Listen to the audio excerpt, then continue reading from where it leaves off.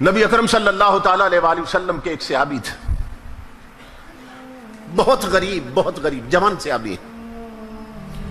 امام الانبیاء نے ایک دن پوچھ لیا، فرمایا میرے غلام کیسے دن بیت رہے ہیں؟ عرض کی آقا برادری میں امیر لوگ بھی ہیں مگر میں بہت غریب ہوں اور اس غریبی کی وجہ سے میری طرف کوئی توجہ ہی نہیں دیتا ہے. غریبوں کے جہاں میں وقت بھی رک رک کے چلتا ہے، کبھی صبح نہیں ہوتی کبھی شام میں نہیں ہوتی. میں آقا غریب ہوں، غریب کو کون پوچھتا ہے؟ محبت بری گفتگو ہو رہی تھی حضور کے ساتھ، اچانک جبرائیل امین آ گئے اور آ کے عرض کی اللہ کے حبیب کہ جس جوان سے محبت بری گفتگو فرما رہے ہیں نا، یہ تو کل زور تک زندہ ہے، کل زور کے وقت تک اس کی زندگی ہے، یہ فوت ہونے والا ہے. کل زور کے وقت اس نے مر جانا ہے میرے آقا. اوپر سے آئے تھے نا، لوح محفوظ دیکھ کے آئے تھے، اس کی موت مقدر بن چکی. آقا اس کے پاس تھوڑا وقت، یہ مرنے والا ہے. جبرائیل امین یہ خبر دے کے چلے گئے. کون؟ فرشتوں کے سردار نے خبر دی اس کی زندگی کل زور تک. امام الانبیاء کی آنکھوں میں آنسو آ گئے. اس کا مطلب یہ جانے والا ہے، مہمان ہے. قربان جائیں حضور کی لجپالی پر اور آقا کی رحمتوں پر. میرے آقا نے اس جوان سے پوچھ لیا، بتایا نہیں اسے. میرے آقا نے فرمایا او جوان، تیری زندگی کی کوئی بہت بڑی حسرت ہو مجھے بتاؤ تاکہ پوری کر دی جائے. اس کی آنکھوں سے آنسو بہہ نکلے. عرض کی اللہ کے حبیب غریبوں کی حسرتیں کیا پوچھتے ہیں؟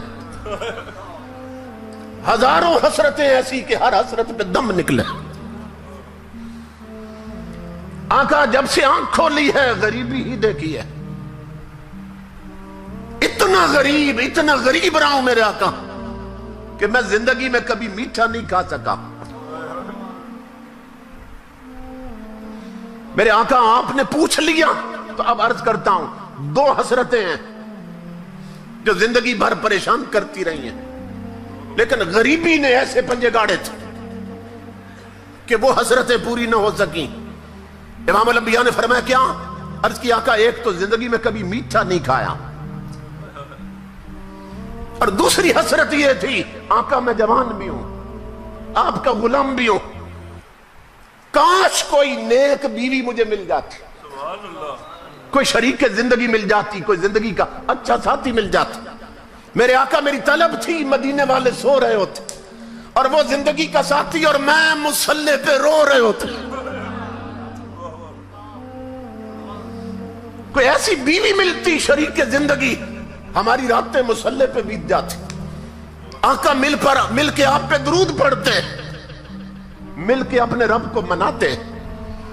کوئی نیک شریف بیوی مل جاتی، مگر غریبی نے ایسے پنجے گاڑے ہیں کہ نہ کوئی رشتہ دیتا ہے اور نہ کبھی میٹھا کھا سکا.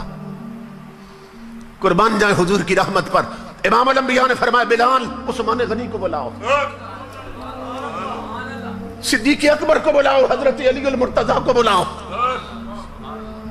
اصحاب کو بلایا حضور نے اور اس جوان سے پوچھا تیری نظر میں کوئی رشتہ ہے؟ اس نے عرض کی آقا میرے چچا کی جوان بیٹی ہے، نیک بھی ہے شریف بھی ہے مگر غریبی کی وجہ سے توجہ نہیں کرتا. امام الانبیاء نے اس کے چچا کو بلایا، فرمایا تیاری کر، اپنی بیٹی کو جا کے دلہن بنا، اسی وقت میں نے تیری بیٹی اسے دے دی ہے.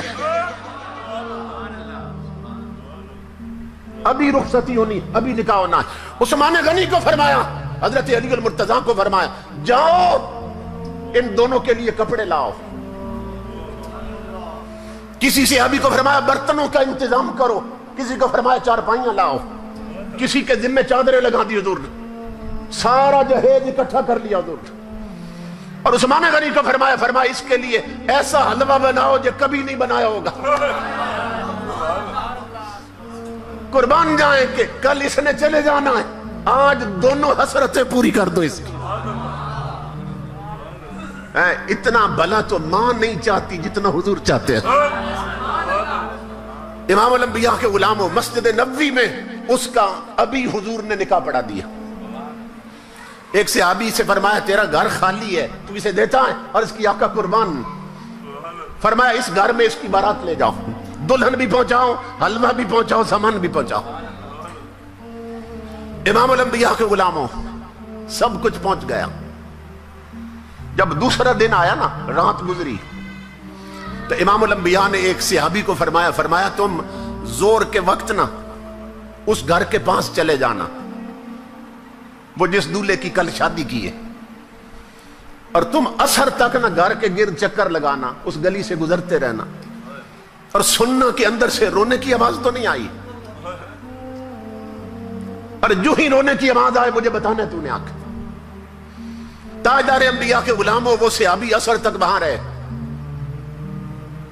गली में जब जाए अंदर से हंसी की आवाज आए, खुशी की आवाज तो आए, रोने की ना आए। असर का वक्त हुआ, वो हुजूर की बारगाह में हाजिर हुए। इमाम अल-अंबिया ने फरमाया मेरे गुलाम क्या खबर है? अर्ज की आका वहां तो कोई रोना नहीं है, अंदर से तो हंसी की आवाज आ रही, अंदर से तो खुशियां पनप रही। इमाम अल-अंबिया सजदे में गिरे, मौला ये क्या राज? जिब्रील फरिश्तों का सरदार है, उसने खबर दी थी कल जोर के वक्त जवान ने फौत हो जाना, और अभी तक वहां रोने की आवाज नहीं आई, अंदर खुशियां हंसी हैं। मौला क्या राज है? अल्लाह रब्बुल इज्जत ने आवाज दी मेरे हबीब मुझे अपनी इज्जत की कसम, जो जिब्रील ने बताया था सच बताया था। तकदीर यही थी, आज इस जवान ने मर जाना है, जोर के वक्त फौत होना है, लेकिन मेरे हबीब जब आपने उसकी शादी करके सामान भेजा, खाने का इंतजाम भी आपने किया था, जब आपने खाना भेजा ना, तो इशा के वक्त दूल्हा दुल्हन ने जब दस्तरखान लगाया खाने के लिए, मेरे हबीब इधर वो लुकमे तोड़ने लगे, उधर दरवाजे पर किसी भूखे ने आवाज दे दी। उसने आवाज दी थी मैं कई दिनों का भूखा हूं, मुझे खाना दो। जिसे आपने दूल्हा बनाया था उसने दुल्हन से कहा, उसने कहा मेरे लिए यही काफी है, मुझे तेरे जैसी शरीफ बीवी मिल गई, यही काफी है कि तेरा निकाह हुजूर ने मेरे साथ किया। तो अगर तू इजाजत दे तो ये सारा उठाकर फकीर को ना दे दे। अल्लाह रब्बुल इज्जत फरमा रहा मेरे हबीब जो मीठा उसने कभी नहीं खाया था, आज मिला वो भी उसने मेरे नाम पे दे दी।